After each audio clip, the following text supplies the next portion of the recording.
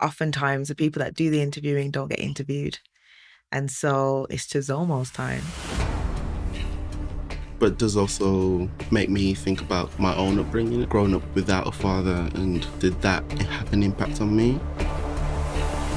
Boys need men, and what better man than your father? The ultimate goal is just to create a platform for my son to be the best he can be.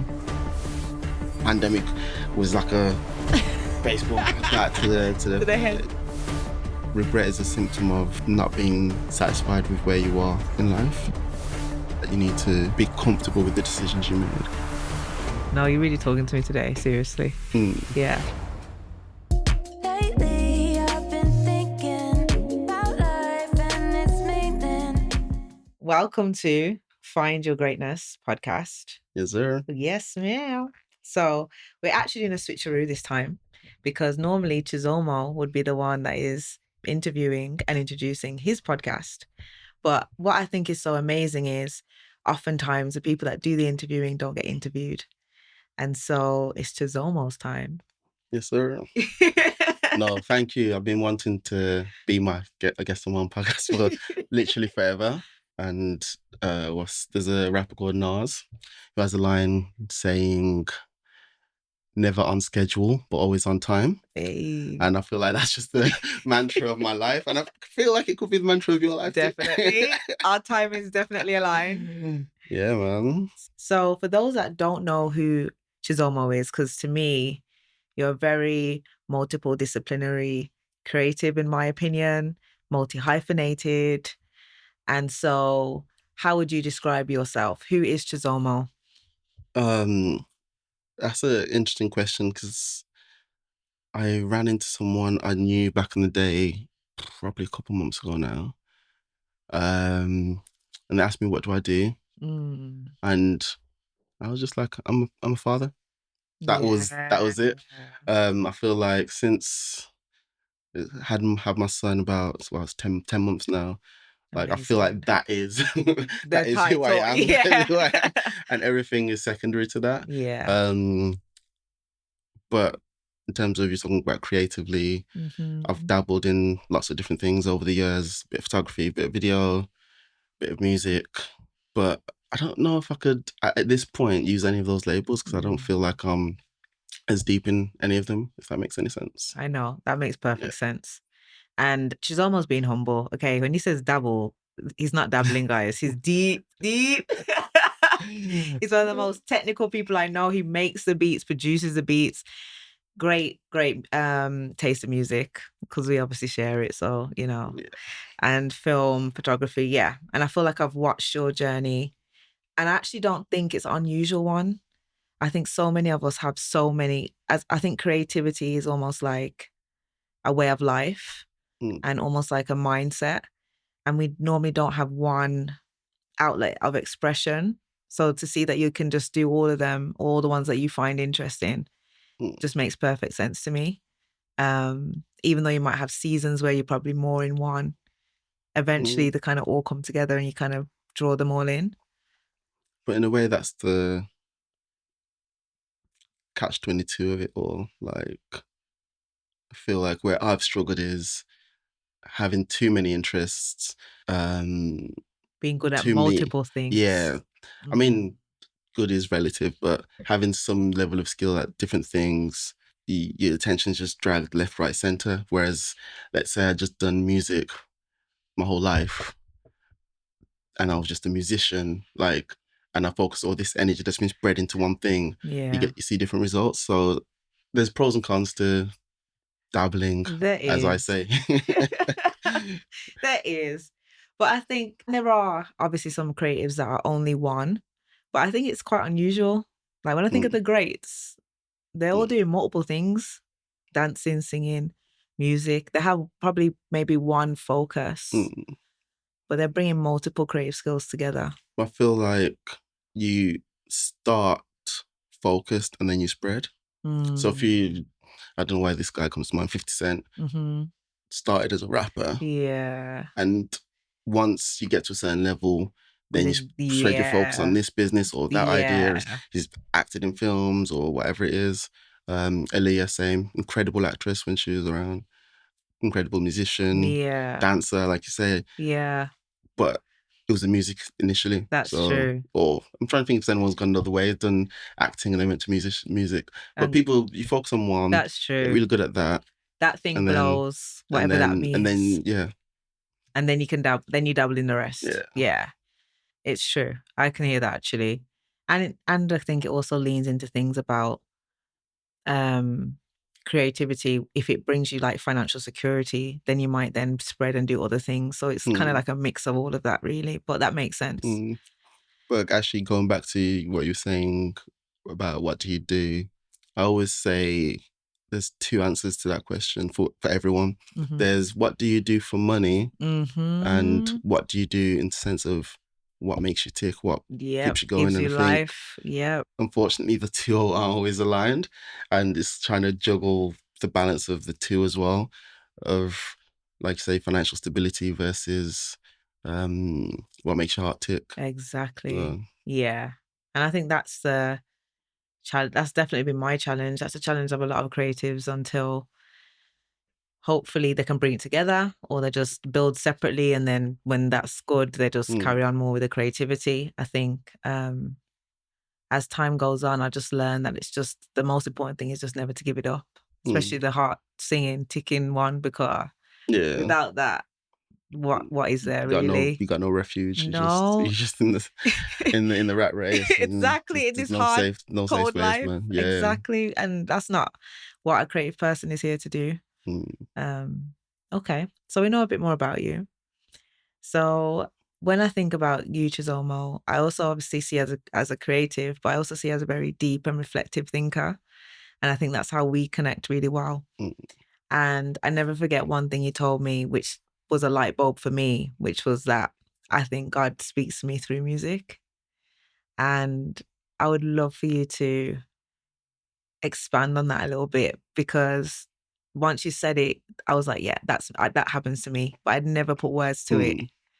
So Well, that's the interesting thing. What I love about conversation is there's intent and there's interpretation, right? Mhm. And so I know what I would have said, which is intuition. My intuition speaks to me. But obviously, because to you, I'm guessing intuition and God is kind of one. Together. So what you've internalized it as is God, but actually, all I said is intuition. But I guess that's a conversation another day. God versus intuition versus universe and but that all was that a stuff. good that was a good picking up on that. Thank you. Yeah. I find with, obviously, I'm as a musician, grown up around music, and funnily enough, seeing my son now, I can put a song on and he just starts bopping. It's in So him. maybe it's genetic, I don't know, it but is, I'm sure. yeah, there's just something so powerful about music. And I always find when a song randomly starts entering my mind repeatedly, there's something to it. There's just something where it's like the music speaks to me, essentially. So I can tell you one, actually. Earlier this year, when my son was born, I was working 2 jobs. I was literally working nonstop. Let's say if something similar had happened in the past, there would have been an uneasiness. But the song that was kind of telling me like, nah, you're good, is it's by a producer called Eloquent. I'm not sure if you heard of him. He has a song called Little Things. Okay. And the chorus is something like, life can be so complicated. It's just the little things that you don't notice, the little things that keep me going. And it was like going home to my son and then seeing him smile, because he's starting to smile now, and little things like that. And it kind of reminds you why you are hustling so hard or trying to, do so much or whatever. Yeah.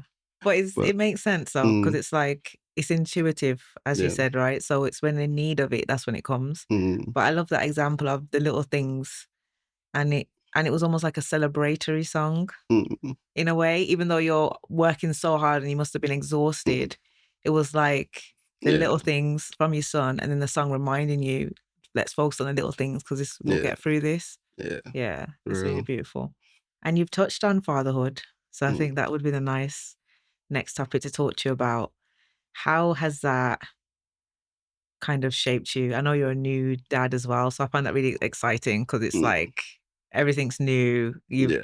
I haven't had kids yet, so I always see like you guys as passing over the next threshold. Yeah. I'm always asking you like, okay, what's it like, so I can, you know, prepare myself. Like, how does that feel, and how do you feel it's changed you, and maybe even the way you see your creative life and career? I think already I'm seeing that the priority has shifted, which Yeah. is beautiful. Tell me more about that. It is like I say a beautiful thing. The whole pregnancy process. I'm just thinking, what's this child gonna be like? Literally, I'm like, what's it gonna look like? What's it Yeah. gonna be like? I know this might sound bad, but I'm like, will I even like him? Will he annoy me? What would his personality be? Yeah, and because we had an ectopic pregnancy the year before, Wow. she got pregnant, and then had a few challenges during the pregnancy as well. It's like a bit of a kind of, journey. yeah. So, but once he was here, it was like, wow, like cried straight. I was like, Wow. I couldn't believe it. And I think the way he came out is kind of the way he lived. It's only lived 10 months old, but it's the way he lives. He's just so curious. Like the way he came out looking around like, what is this place? But like, he's just such a curious child, Yeah. like about every little thing. He wants to Wow. find out every detail about every little thing as far as his capacity will allow. So now that he can crawl around, he'll crawl around to explore. But before he could even crawl, he was just trying to look at everything. Yeah. But he's just such a curious child. And yeah, like I said, my focus has shifted because everything's now, how do I be a good parent to him? And what does being a good parent even mean to me? And figuring out that. And it's a process, you're just learning. Yeah, Like, as you there's no go. manual. There's literally Yeah. no manual. There's no study. And even if there was study, every child is different. Exactly. And it's crazy because I always talk about nature versus nurture. And as I've gotten older, I've just realized so much more is nurture versus nature. And seeing my child, I'm like, yeah, because he's just trying to absorb everything in his environment. It's just a sponge trying to absorb every little thing.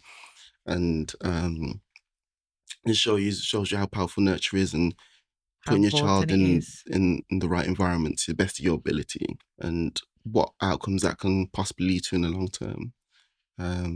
Yeah, and also just listening to what would be the word, like just noticing what it is that makes them happy. So, for Yeah. example, we noticed during bath time he just loved water, absolutely Okay. loved water, swimming lessons. Okay. Just let him just giving them opportunities to explore things that They already like, yeah. to excite them. Yeah. And like I said, he's already got the music bug as well, so I'm he sure he will. kind of drums a little bit. So he'll hit different surfaces to make different sounds, but he'll like bang on one, then bang on the other, but then like Comparing. like, but rhythmically though. Wow. Like obviously not to time Yeah, beat, but but already it is rhythmic. It's crazy to see, man. So yeah, I mean, so far it's been such a beautiful experience. Yeah.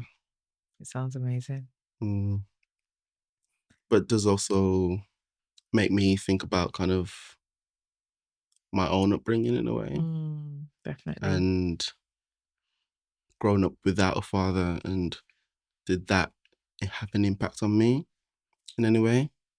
But yeah, I think there would be some sort of impact because There would. It's natural. yeah, I feel for me growing up, I had my first 5 years with my dad, and I was like his right hand man. I was literally attached to him everywhere he'd go. I was there. So then for that to no longer be there, I guess would have been a major emotional thing. Yeah. And there was a point where I was getting rashes, and we thought it was cat allergies because we Okay. were spending time at a church and there's a cat there. Yeah. But in hindsight, my mom thought actually maybe it's because it was like a symptom of my dad not being around, because your emotions, your skin is like Yeah, definitely. a house for your Yeah, emotions. yeah. So, Body, yeah. yeah. And that can be something for sure. Mm, Interesting. And it is, I think, very it's normal that becoming something yourself like a parent will bring up all of that. yeah. I've heard, obviously, from a female perspective, even like having your child will bring up your inner child stuff and your relationship with your mom and being mothered. And so, yeah, it seems like really beautiful. And also, maybe if taken the right way, a big opportunity for healing as well, because it kind of highlights that. Yeah, it's true. I think a sad thing is like boys need men. Mm-hmm. Would you? And what better man than your father? And that's not to say, I mean, relationships are complicated. Adult relationships are complicated. So it could be whatever happens with the parents. I think having some sort of relationship with your child. And I think for us, it was the distance thing as well, because he went back to Africa. So maybe now, had it been now where, this Skype, WhatsApp, all these ways of easily keeping in touch Yeah. that weren't necessarily the case 20, 30 years ago, maybe it would, like, that relationship would have been different. But yeah, for sure, boys need men. And They need and a model as well. I remember, might go into this in a second, I was doing some youth work, and when in that run up to my child being born, I was asking the young people for parenting advice. Oh, yeah. And it was interesting because depending on their background, you got different kind of things. But there's this particular subset of young people, and they were like, don't leave. Oh, wow. So it's like, it's a thing. And then one of them was like, yeah, dad's always leaving it. And it's like, obviously, it might not be that the dad left. It could be adult relationships are complicated. It could be. But that is a child's experience, isn't it? And there is that difference, because it does make you think about inner child healing. Like, you can intellectually understand as an adult, but emotionally as a child, you're just going to feel left. Yeah. And so you have to find a way to, well, they say you have to go through a process of like reparenting yourself and letting that inner child have that space ultimately to heal. Yeah. And then obviously at the same time continue with the adult life and do what you need to. But it's a journey I'm on. It's probably still on, and I've been on for a long time. But yeah. But saying you're on that journey, is it? Was your dad around growing up? So yeah, my dad was around. My kind of abandonment wound came from my mom. She was around, but she was extremely busy. Okay. She was a breadwinner. Yeah. So she was never home. Yeah. And so I'd always stay at this person's house, this after school club, this, that, that. So then that created that left feeling. Yeah. Even though I completely understand why she had to do what she had to do. Yeah. But little Rem's just going to be like, Mama wasn't home. So, you know? The reason I asked was it your dad, because I was like, maybe as a female, your experience of an absent father might be different, but your dad was around. But I think, I don't know the statistics, but even just working with a lot of young people, there seems to be this trend of a lot of fathers not being in their children's lives. And I just worry about this next generation of men and boys becoming men. It's like, without that model. Yeah. And again, it's tough because it's like, some people who've had dads, and then if the dad ain't great, do you know what I mean? There's that side. It's like, do you know what I mean? It's the still. You could say that about if their mom isn't great. That's exactly. Just parent, it's like the trauma, but I guess there is something about a complete detachment of like nothing. Yeah. And then also having a son myself, it's like, so there's a lot of boys without men, positive men in their lives, and then on top of that, then you've got society and what society's saying a man is, a man isn't. And it's like, it's really challenging, because I have had conversations with some young people where it's like, they're lost because society is telling them being a man is bad. okay, yes, there are some toxic things Yeah. in masculinity. There's some toxic things in femininity. Yeah. It's when things are taken to extremes. But And it's all you talk about. I think there is a way that we talk a lot about the toxicity. yeah, We actually don't talk about this is what a healed, healthy, do you know Yeah. what I mean? 'Cause I Yeah. even saw a post of the day which was like masculinity within itself. Healthy masculinity is not toxic. yeah, A loving, protective, whatever Yeah. man is amazing. yeah, Masculinity in of itself is not toxic. yeah. And All the other stuff is. So it's kind of like Mm. remembering that, because it does feel like And so if as a young boy you don't have that model in your life, and then all you're hearing around you, turn on the TV, yeah, a TV advert's telling you this is toxic, yeah. or Don't be this, whatever, don't be that. it's like Yeah. what am I supposed to be then? If Nothing. yeah, so yeah, I guess to circle back, being a parent is a lot to consider and take on and figure out as you go along, and just try to be the best father I can, because this world is a interesting place, to say the least. It's not like when we were young. Yeah, exactly. Things are changing. I mean, a lot of things are changing for the best, but I feel for the good, you know, things coming out of the woodworks, as Cat Williams said. I mean, yeah, so I mean, you do want that kind of change where truly toxic behavior and truly just disgusting, despicable behavior is punished. Of course. But at the same time, just being a man, whatever that means to you as a male, I feel like it's being punished as well. So trying to figure that out for my son, and hopefully over the next 18 years of his life, we can set that foundation for him to be an adult that flourishes. Yeah. I hear that. Mm. So moving on from fatherhood, one thing I didn't ask you actually, which I should have asked you already, which was, what was your reasons for doing this podcast? I know you've had some, you know, a lot of guests over the years, and what was it? What did you want to So achieve? if we go back to who is Chisomo, there's a word in, I'm not sure what, it's an Indian language. Okay. Connected to kind of yoga, spirituality, and that thing is, I hope I don't butcher the pronunciation, but it's mudita.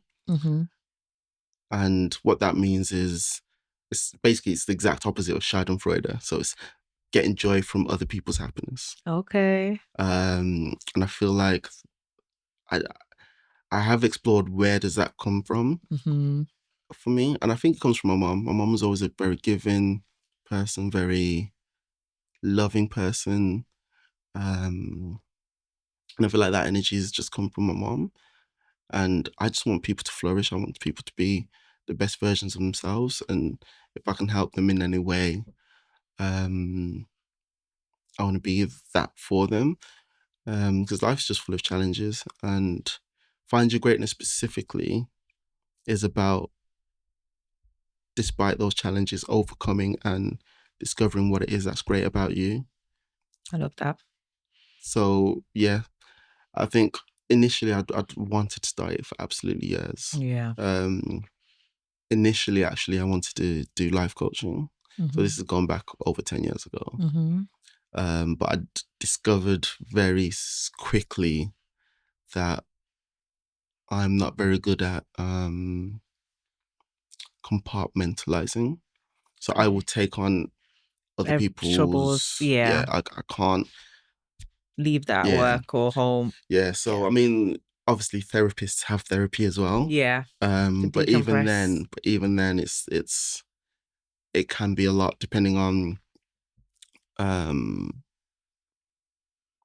what situations you encounter. 100%. And so I realized that wouldn't be the way I wanted to support people. But I felt with the podcast, it's just a great way to share stories, and through people connecting with stories, you can realize you're not alone in whatever your journey is, whatever your journey looks like.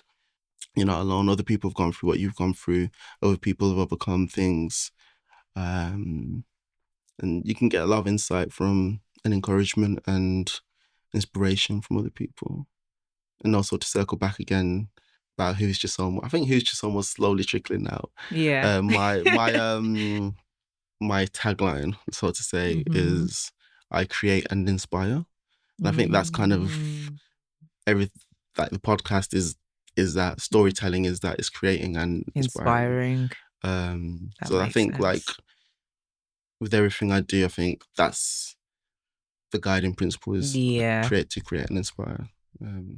So yeah. Yeah, I can vouch for that as well. You definitely are someone that supports people, which is amazing, especially in the creative world, because, you know, sometimes people are like, where's that check? Or do you know what I mean? Or just the time. But I've seen that over the years, like different artists you've worked with and interviewed different people, and it's amazing. And providing that platform. It makes me think of actually, I did some coaching recently, and it was like, we looked at what is your genius? And mine was similar, and it was there was a way that you could work it out. I'll share it with you after, but it was like mine came out as sharing truth. Okay. Was my guiding principle. So everything I do, I want to share truth. And I was like, yeah, that works. Okay, well, I need this exercise. Where do I find this exercise? I know, right? I will give you the coach is amazing, but I will give you the exercise. Is it something they've come up themselves, or is it something? Yeah, I think they have. That's why I'm trying not to like put it on the internet. It's not a Google. Yeah, exactly. No. Sorry, we can't give you a little nice quiz and it tells you what to do with your life at the end. But it was wicked because it made sense. Yeah. So yeah, and I can see that we have that in common. So, you know, we spoke about fatherhood. We've spoken a little bit about your journey in terms of creativity. And another thing, and someone you had on this podcast that was very special to us was your friend, Joellah. That's obviously not with us at the moment. So, you know, it's really interesting because that also highlighted to me the importance of doing things. Like when you're inspired and you have an idea, because you are also kind of documenting people's lives. And it's like certain ideas become like memories. And so like if you didn't follow your intuition, or how I think creativity is literally like from God, it will just come and tell you what to do, and you either listen or you don't. We kind of create more opportunities for others. It's like a ripple effect. And so kind of going through that process of losing a friend, someone that was on the podcast as well, how has that been for you? And maybe what have you learned from that, or what did it really highlight for you? Yeah, it was so growing up in a different country to where I was born, I haven't been around a lot of family. I haven't been like necessarily had a lot of close ties, if that makes any sense. So in a sense, she was actually my first real loss, where I had spent a lot of time with a person, like been through really challenging times with a person. And it was really heavy because having my son this year also meant I just didn't have time. I told you I was working 2 jobs. Yeah, I remember.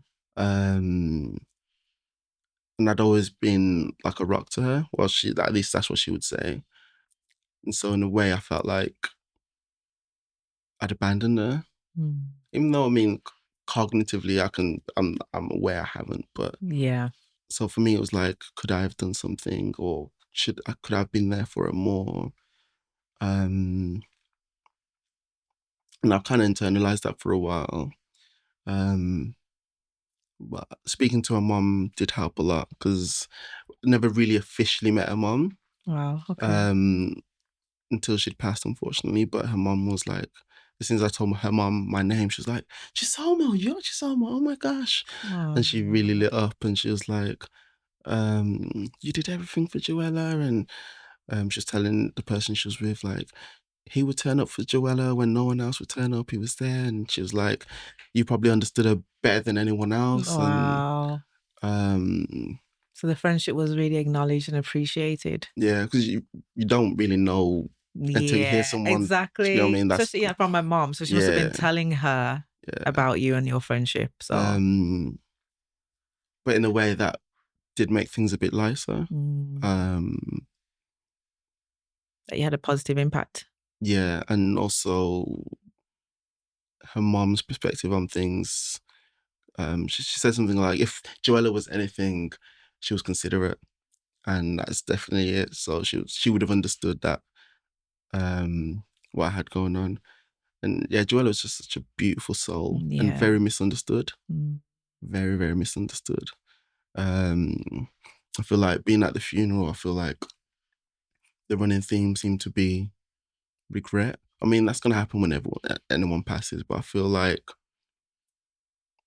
because people may not have understood the severity of what she was going through. I think that on my podcast there's a section where she was saying, what did she say? She was talking about being diagnosed with emotional borderline personality disorder, EBPM. Yes, I think that's the proper term. I might be butchering the term. But she was talking about people's response to that when they were like, how can you diagnose a personality? This is just nonsense. And people didn't take what she was experiencing seriously. It's just such a shame. And the bigger shame was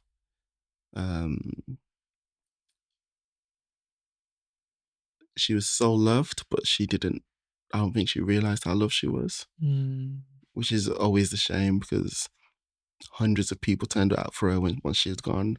But I feel like she didn't realize or internalize that while she was here because she described herself as a popular loner at times. So I just wish she was able to know that and feel it. Yeah, feel that while love. she was here. Yeah.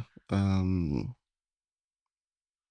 she had such big dreams, such vision, and yeah, man, she definitely missed. She's impacted so many lives. Yeah, it was so many lives. huge. Like the whole of Birmingham, basically just acknowledged that she impacted, and always a positive definitely impact. And she just wanted to help people. Definitely, despite all her own personal challenges, I think that's what's so inspiring. And still be creative. I mean, even choosing the path of creativity is not for the faint-hearted. So let's be real, you know. And she's someone who definitely, and even her passing just made me think like being here is a gift, and you know, all these little ideas that we sit on and waste time is not. It is wasting time. Like don't take it for granted, you know. Yeah, for real. Maybe I'll come back to Joellah in a second, but just what you're talking about, not taking ideas for granted and stuff like that. I think it's the creator's curse, kind of perfectionism. Just waiting for the perfect time or perfect this or perfect that. And the perfect never comes. Yeah. It doesn't. Yeah. That's why I kind of admire certain people who have figured out the recipe and just gone through it. Like committed to the process and just, took it all the action, discipline, consistency. Like those are the three things. Action. So that's the first, just take that step. Yeah. Have the discipline and just be consistent. And when you have those three things, I feel like in the creative world, that's when you see results. And if I think about people we know who embody that, I'll say, I'm going to butcher his name. What is his name? The fashion designer, Arthur? Stephen Arthur. Yes. Okay, so I met him like maybe over 10 years ago. Yeah. It was at a mutual friend's party and he's like, I'm this and I do this and do that. And so to have seen him all those years later to go on to achieve what he's achieved, it's just amazing. Yeah. Or he's a good friend of mine, so that's really mad to you say that. It's good. A vibe called Bianca. She was like, I'm gonna start DJing. And her taste in music. Yeah. She's in our zone. She's been in the zone since, because we went to college together. So she's had that taste since then. Yeah. But just again, I'm gonna DJ, action, discipline, consistency, and she's doing so many amazing things alongside a full-time job and career, like, you know. Amara, is it Maya Group? Maya Creative. Yeah, like the action, discipline, consistency. So I think as a creative, I think just have to for create. those of us, for those of us who struggle, it's just having those three Those 3 traits: things. action. Yeah. Start with action, be disciplined, and be consistent, and over time you'll see those results. Yeah. So yeah, just to talking about the whole perfectionism and sitting on ideas, and Yeah. but again, that's also the curse of it, because having too many ideas. Exactly. Then you don't know which one to go with, or you start and start and start and start. And you know what I've also been thinking as I'm getting older as a creative person, it's also, well, there's two things. One is having the courage to stay creative as you get older. I know I can only speak for myself, but you know, when you have pressure of, are you going to settle down? Are you going to have some kids? Are you going to buy a house? Like, sometimes I think to fully dedicate myself to my creative path, it means that I'm not going to be potentially doing the most secure or straightforward thing. I might dodge a very high paying job with lots of responsibility because I know it's not going to give me the flexibility I need to just go shoot something, because, do you know what I mean? Yeah.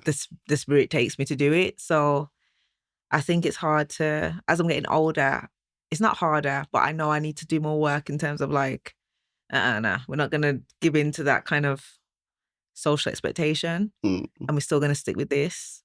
And also, I think for me, I had to, and I'm still on doing some like black and white thinking. I definitely someone that can think either or. So I'm like, oh, creative, or I'm corporate, no shoes, or now I have rage, because you know what I mean? Because I've sold my soul and to the devil, and now I am making money. So it's like I really have to kind of break out of the black and white thinking and know that I live in the grey. Yeah. And that actually I can blend that, and I have been blending it. You know, there's times it doesn't mean you're not going to make money. There's actually creatives that make loads of money from their creativity.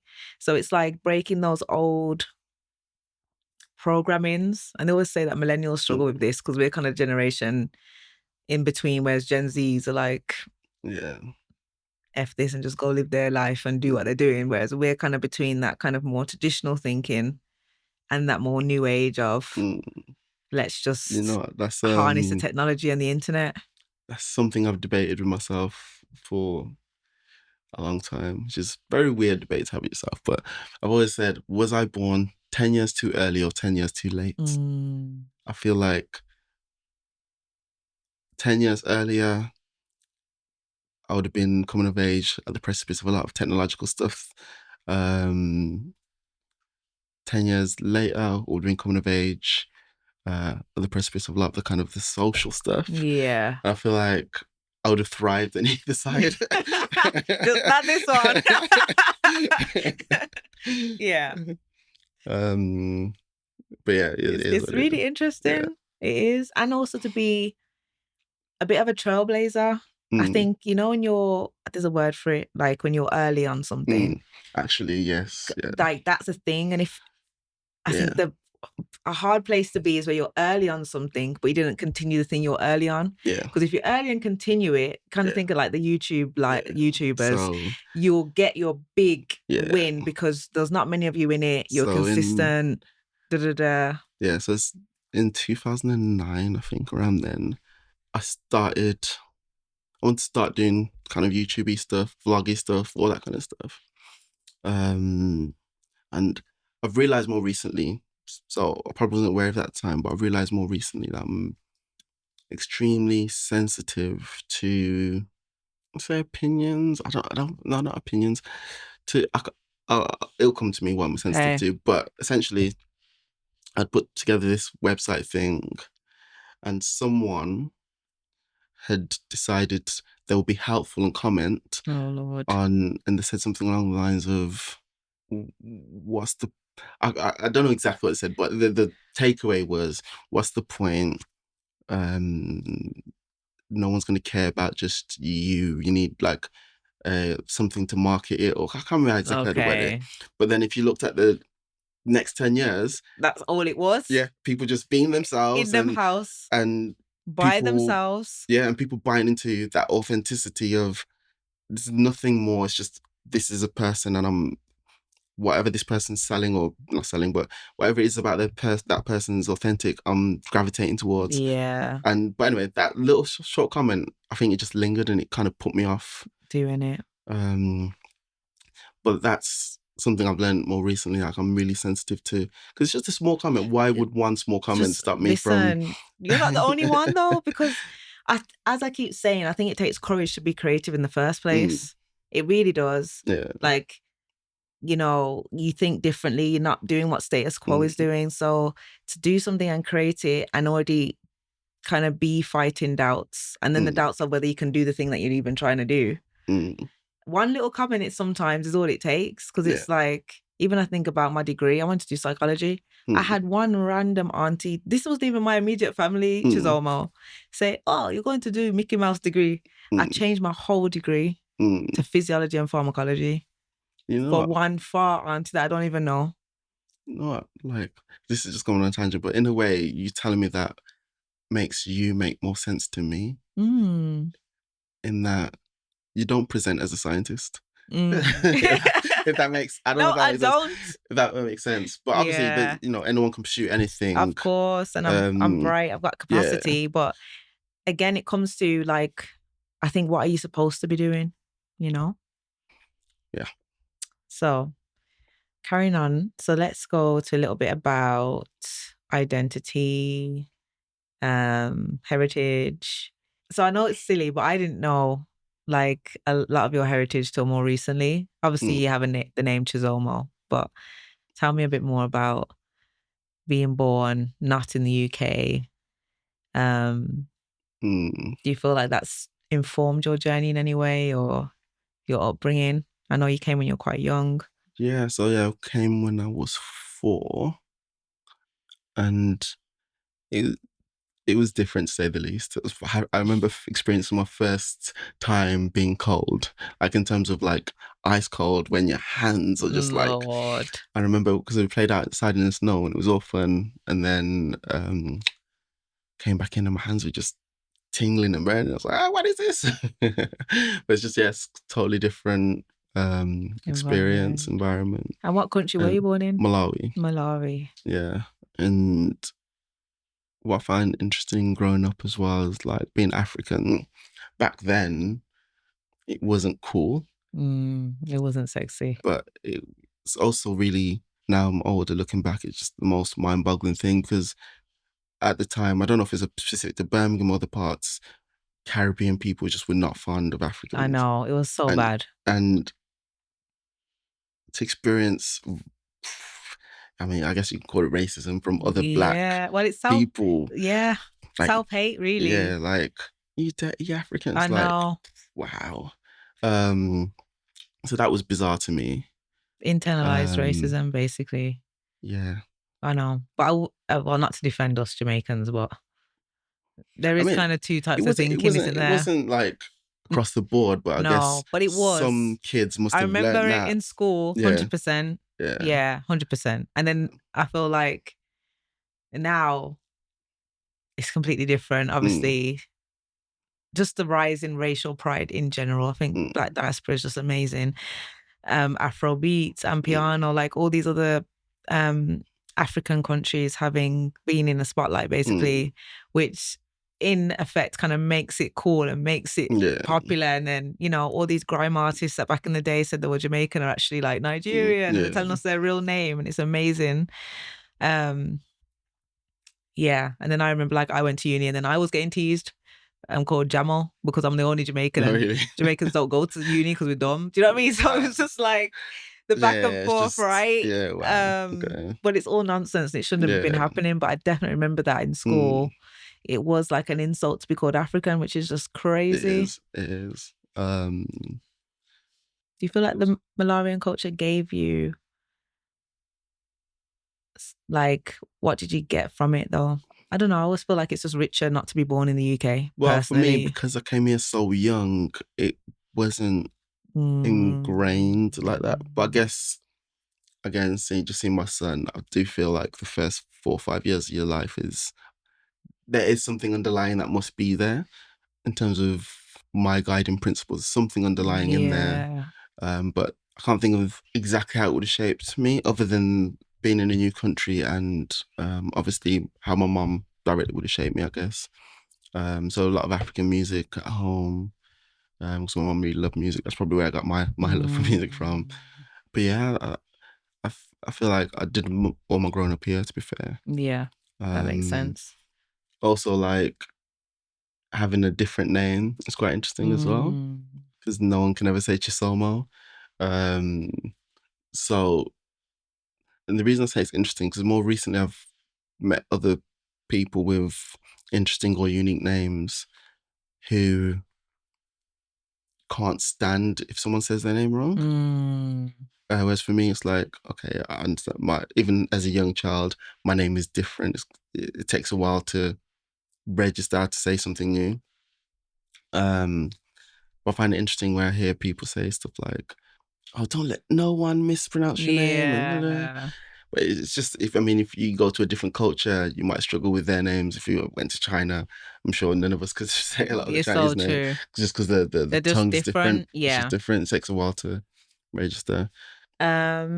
So I think, like, now having been through your creative journey, becoming a father, life is life in, we're maturing, we're growing older. Like, what are your kind of viewpoints and priorities for the future?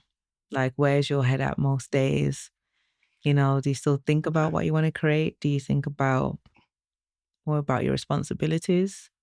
It's a difficult balance in that, really. I feel like one of the things I've always struggled with is seeing the future. Like, some people can be like, very clear vision of in 5 years or whatever it might be, and it's crystal clear. And then 5 years later, it's actually like I've never been able to visualize my future in that way.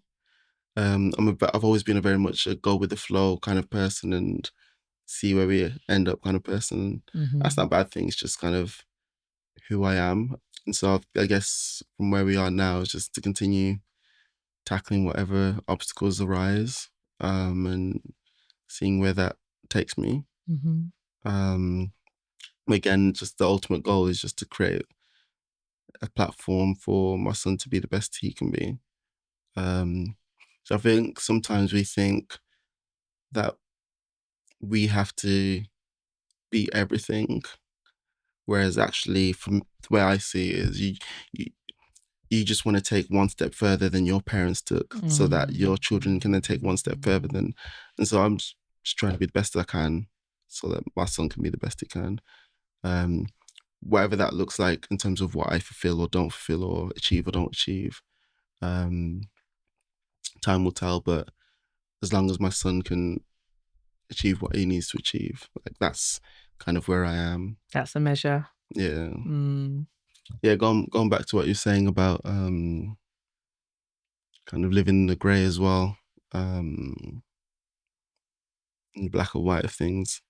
I feel like, and in terms of the future as well, I feel like the pandemic also just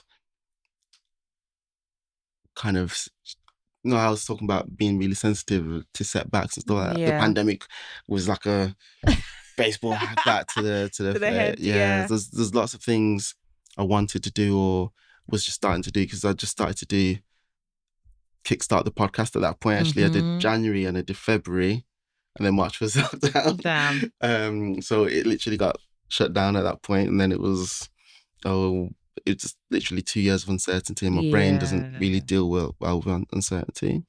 But I guess one of the things I really struggle with is letting go of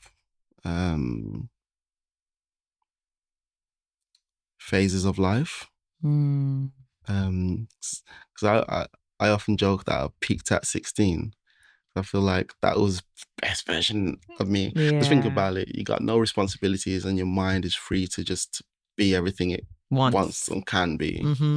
And as I've gone through phases of life, maybe in 2017, there was a lot happening, and then certain things didn't happen. And then 2020, but it's like one of the things I really struggle with is letting go, and I have to learn to let go of past versions of myself. Yeah. And because I think at a certain point, I didn't feel like I had regrets in life. But as I'm getting older, I'm starting to have regrets. And regret is a symptom of not being satisfied with where you are in life. Mm-hmm. But a large part of not being satisfied with where you are in life is because you're living in the past. And it's like, how can you live in the present? And I think that's something I've really struggled with. Yeah. That's probably why I struggle to think forward and look at the future as well. Yeah. And find that challenging. I really relate to what you said because I feel like I'm very similar. And it's interesting because I feel like, I don't know, recently I knew turning 33 was going to be a transformational time for me. I felt like I was grieving. I had to grieve. I had to grieve certain ideas I didn't bring to fruition. Because as a creative person, some people don't understand it, but honestly, it's like the most important thing to me. I haven't had kids yet. I don't have a man. It's literally my most important thing, you know? And so, like, I feel sometimes like, it's going to sound dramatic, but it's like I failed God's mission almost.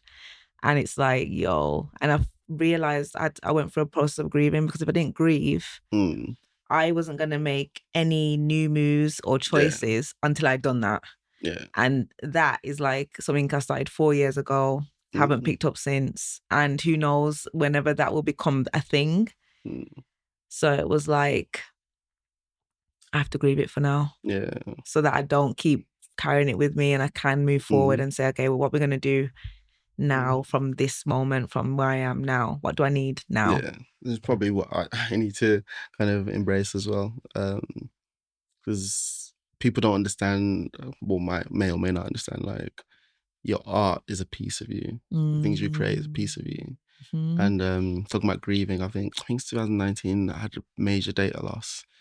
But it was my own fault though, because I don't know, I won't go into the technical side of it. And it's just like, I had to grieve like the stuff I've lost. Yeah. But luckily it wasn't nothing current. It was more of an archive. So I could accept it a bit more, but it's like a part a dagger. of you. It's a part of you. It is. I remember when, my hard drive started working with all my films and I just took 2 days off work. Literally was like, I couldn't even talk about it without bawling. Yeah. And it's mad because I really took it for granted. I had that hard drive for ages, Chisomo, and something said to me, upload everything onto Instagram, just put your portfolio of work out. And I started, didn't finish. I'm still using the hard drive for other stuff, work stuff. And then the whole thing just shut down. And I was just like, wow, like some of them are unreleased. And I went to a friend's film screening recently, same age as us. And she was it was like a 10-year anniversary of her work. She's a filmmaker. And her comment that stuck with me was like, I don't know how I had the energy to make all the things I did back then. And I think that was a part of my attachment because I don't know how I had the energy. And I don't know now, being 33, I can be out there with my camera every weekend like I was. So it was, I grieved because it was like, boy, I'm not going to get that back. But someone did say it is based on like a limiting belief that like what's gone before, what comes next cannot be greater than what's gone before. And that can be a bit of a limitation. Like, yes and no. We're grieving because we don't believe we could I say yes do better and make more. I'd say yes and no. Just because I think it's, for example, Kendrick Lamar. I love Kendrick. He speaks about this all the time. There's a hard drive that is still trying to recover that has his old music on. Kendrick Lamar has definitely gone on to do greater things. Yeah. But it's a part of you. Yeah. It's not just unlimited. It's sentimental. You can do better, or it's not even better, you can do more, but it's the memories. Memories and attachment. And actually now I'm realizing I did have a data loss before, just when I started my creative journey, where I lost client work. This was 15 years ago. And I realized actually, on reflection, that is probably one of the things that have been holding me back, because losing client work it's a major thing. And I've kind of been chasing my tail ever since. I think that's kind of all my issues where I need to heal from and be like, it's okay. You got this. Yeah, it's just a mistake. It's fine.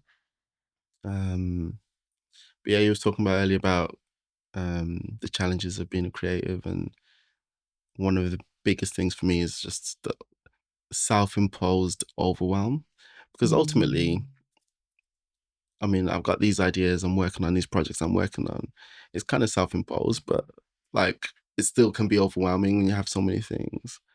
And so one of the ways I started dealing with when I am overwhelmed with life, creativity, baby, family, Yeah. everything, whatever it is just to journal. And the aim is just to get things out of your head. The problem is things are in your head. Yeah. So And you need to get them out your body. Get them out of your head, put on paper or notes or however it is. One of the things I started to do in terms of journaling is I started to do listicles. Listicles? Yeah. Okay.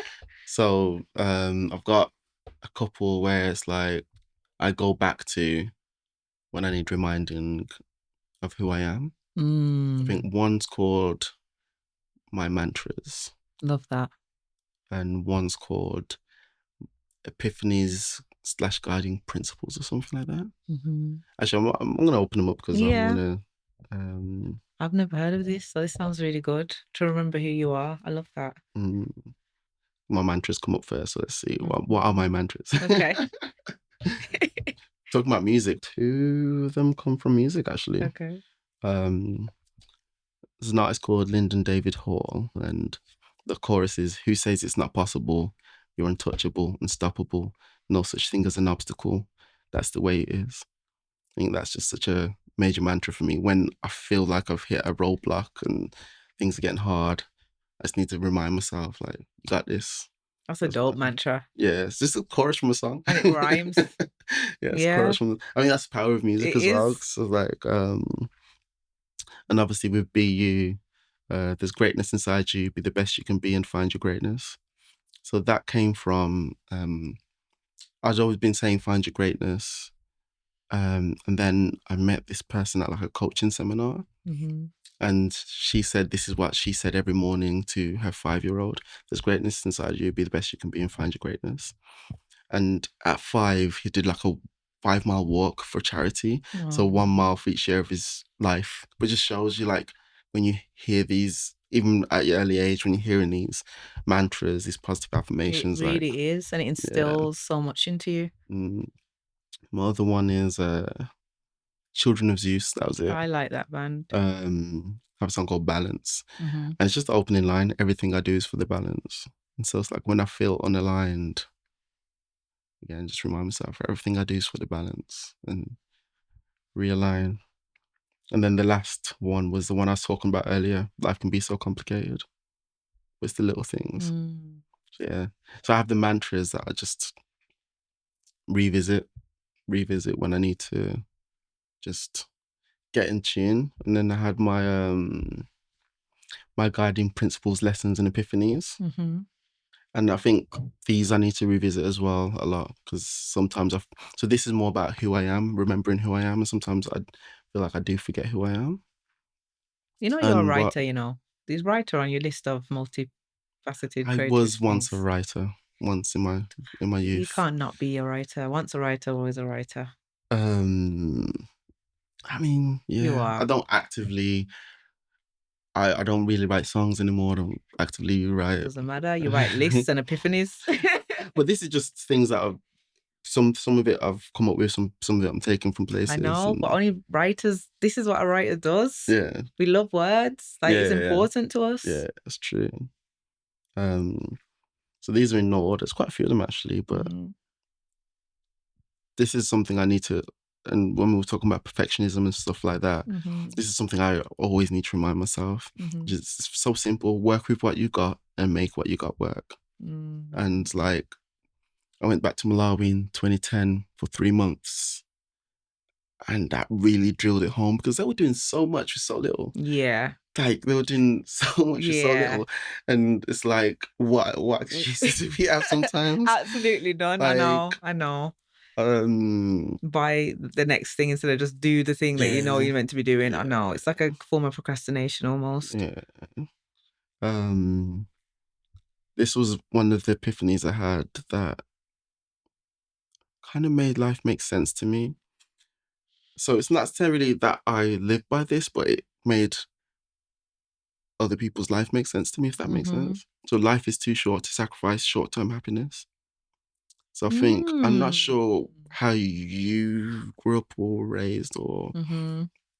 but sometimes we do a lot in the pursuit of Yeah. the long Long term, term. in the future, Yeah. sacrifice all for Yeah, later. and life is short. Yeah. It's like, In enjoy the- today, enjoy the moment. Carpe Like, diem. yeah. And you know, it's funny because I always say to myself, but in the meantime, Mm, I've always said that. But what about in the meantime? mm, Because if I go ham and hard, there's no meantime, then we ain't gonna get there. yeah. And in that same vein, people will be people was another epiphany I had. Mm. Because when you distill everything down to people will be people, it's like people make mistakes, people will be Yeah. hurtful, people will be Yeah. Let you it's down. people will be people. It's just, It's yeah, human it's just nature. part of it. Yeah. Yeah. But sometimes we overcomplicate it. It's just people be people, and it's how you want to receive or accept or reject a person being a person. Mm-hmm. And this was a major one a couple of years ago when I was talking about. I was just at this crossroad, which was compromise is often necessary in life, but it shouldn't be at the expense of your authenticity. Ooh. And that was like that. Obviously, you can't Live 100%. without compromise. Yeah. Compromise is some point. It's, you can't have a relationship without compromise. You're different people. There's a lot of things you can't do without compromise. But it's when the compromise tarnishes your authenticity, when you're no longer who you know you are. Like, that's when it becomes a problem. So that was like Say that one again. I like that one. compromise is often necessary in life, but it shouldn't be at the expense of your authenticity. Yeah. Yeah, that's like That's a serious one. and this one. There are three types of people in this world: dreamers that dream, doers that do, dreamers that do. Mm. So I feel like I often get trapped in the dreamers that dream. Mm-hmm. And you want to be a And dreamer that does. yeah, Yeah. because doers that do will always Just do whatever. and they will get things done, and they'll but a dreamer that does, like, it's that vision in it. Yeah, it's special. Yeah, actually, we've got here. Yeah, I saw that. Hold Vision? the vision. Oh, Trust yeah. the process. Vision is a future state of being. What have we got here? Vision is the art of seeing what is invisible to others. Yes, Vision. vision, yeah. And going back to that stage where I had a lot of angst, and was in need of transition. Mm-hmm. Discomfort leads to growth. Growth leads to comfort. Comfort inevitably leads to discomfort. The cycle continues. Mm. So it's It's like a natural process. yeah. I think we're designed in a way for discomfort. Even though In we terms try to of avoid it. no, in terms of so there's a term for this. I can't remember the exact term, but you know how people dream of living on the beach with the wine or a Yeah. whiskey. That's all good for a week, and then Then you're bored. your mind adjusts to. So Yeah. you had the comfort, and now you that comfort has become a discomfort, and then you need to Yeah. find the next in order to grow. So yeah, but realizing that in times of discomfort, you're gonna grow. It means it's time to grow. I think that's a big thing for me. Yeah. Rather than it's the wrong thing or you shouldn't be doing it. I have two more of these lessons, Mm-hmm. which was at what cost, Mm. which is we sometimes look at what people have got in life thinking, oh, I want that, but what did it cost them to get that? Sometimes we want the results without Paying the cost. yeah, and maybe that cost would have been too high for you. yeah, exactly. Yeah. And the last one is a lyric, actually. So always talking about continuing as a creative and the struggle of that and living life on your terms. And I think this is another song says, I did it my way. If I F up, it falls on me. So it's like, I love I'm that. doing it my way. And if it doesn't Yeah. go with plan, I'm going to take responsibility. And I love that. It's still like, I'm owning it. Yeah. Because I mean, life's just a collection of forks and you're just constantly making a decision. Do I go left? Do I go right? Do I go forward? Yeah. And Better you make them. and at the end of that, you need to be comfortable with the decisions you made and accept the decisions that you made and not hold on to what the other path could have been. And I know I struggle with that. Same. And Same. But at the end of the day, if you can say you did it on your terms, regardless, like Yeah. if you mess up on someone else's terms, it's worse. Yeah. It's worse. If you mess up on your own terms, you did it on your own terms, man. And you've learned from that at least because you trusted yourself to make the decision. Leave a worker at home. So. Exactly. And we won't die. Yeah. You know? So, yeah. Because. Because. No, you're really talking to me today, seriously. Yeah. But I'm really glad that we did this. Yeah. I think it's always good to know the person behind the platform. Yeah. Yeah, and it's been a pleasure. Well, thank you. Like, again, it's just weird that we've known each other for so long, but it's at the same time from a distance. Yeah. But then I feel like when we connect, it's just very like intense. Yeah. In a good way. And it's just interesting as well. I think I told you the other day when you posted, I can't remember exactly what you posted, but it's like, you're speaking my life. That's my life right there. I always, when I speak from the heart, I just know. And there's certain people that I know if it resonates with that I'm in alignment, basically, because the same people pop up. You're one of them. A couple of friends that I have, and I'm like, okay, yeah. I know they always recognize when I'm speaking from the heart because they will comment like, yeah, this is reality. This is us. Yeah. And it's good to know. My favorite phrase in life is find your tribe, and it's one of the most important things people can do. Like, your tribe might not always be the people in front of you every day, but when you discover people that resonate on any level, just hold on to them because they're rare. So, thanks for being part of my tribe. Hey. Thanks for having me. Listen, and just to echo what you said, it is so important because when you think about advice or, you know, you might be going left and you should be going right. And I think only your tribe can really say, that's not you, you know, it's okay. Whereas someone out with the looking in that doesn't resonate with you, they're going to give you advice from their viewpoint, which might not necessarily be alignment for you. So it is really important. Indeed. I do think this would be something like Creative Anonymous, though. Creative Anonymous, what do you mean? Like, I've been a lot more intentional this year about speaking more with my creative friends because I realize we share the same brain a lot of the time.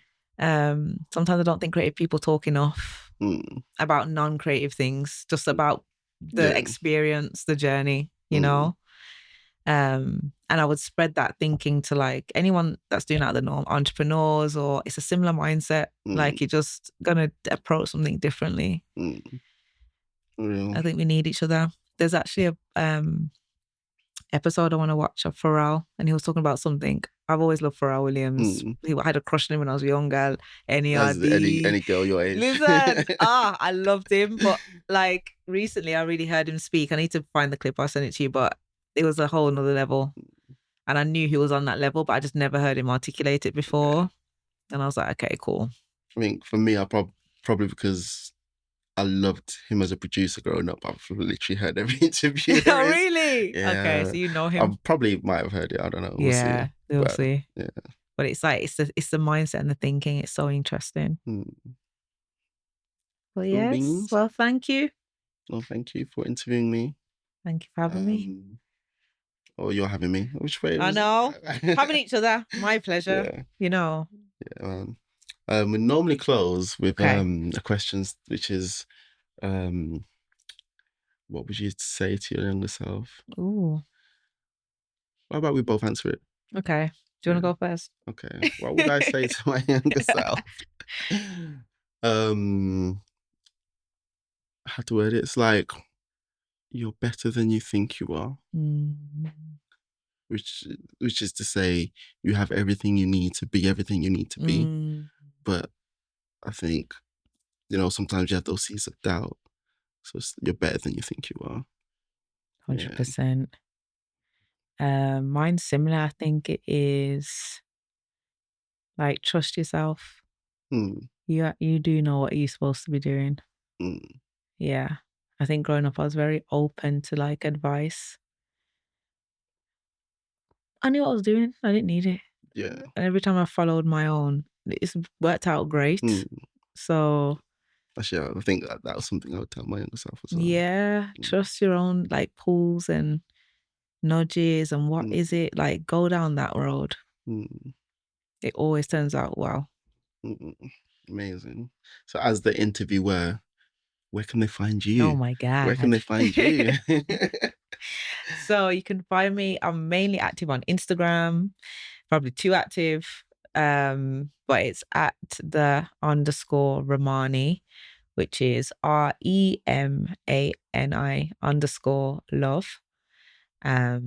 Yeah, that's the main place, guys. I don't really do anything else. And I'm always in my DMs. So if you want to find me, you can find me there.